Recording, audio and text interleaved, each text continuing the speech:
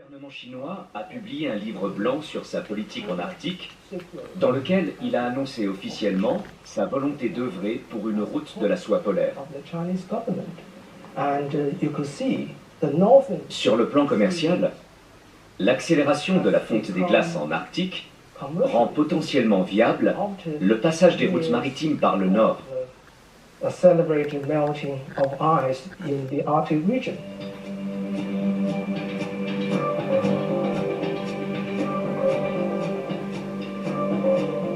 La route de la soie polaire, voulue par la Chine, doit lui donner accès à l'Europe via le pôle Nord. La route maritime actuelle passe au sud, par l'Inde, le canal de Suez et la mer Méditerranée, soit un temps de transport supérieur d'au moins 20%, c'est-à-dire d'environ 15 jours.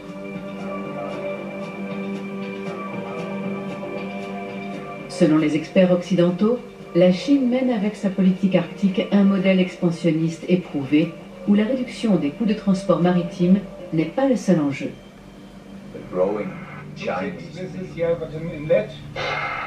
Deux fois par jour, l'expédition doit donner des nouvelles par radio au village le plus proche, à 800 km de là.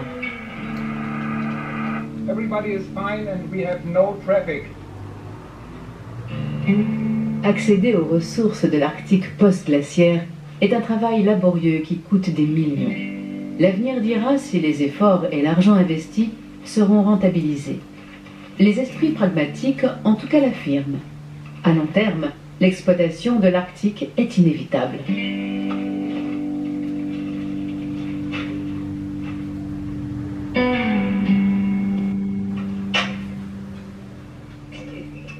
Les autochtones du Nunavut sont relégués aux emplois subalternes.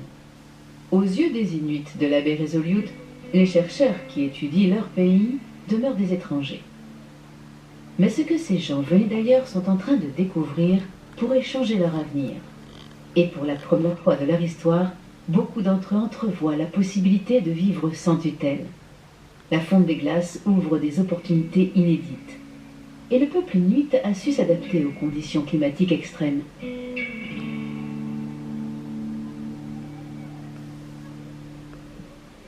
Ne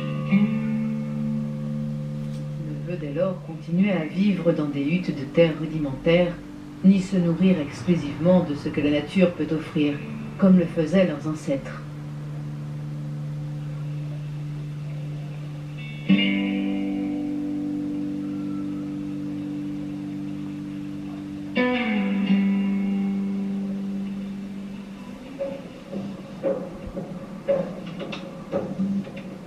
À 2000 km au sud-est, les Inuits du Groenland aussi placent beaucoup d'espoir dans le changement climatique.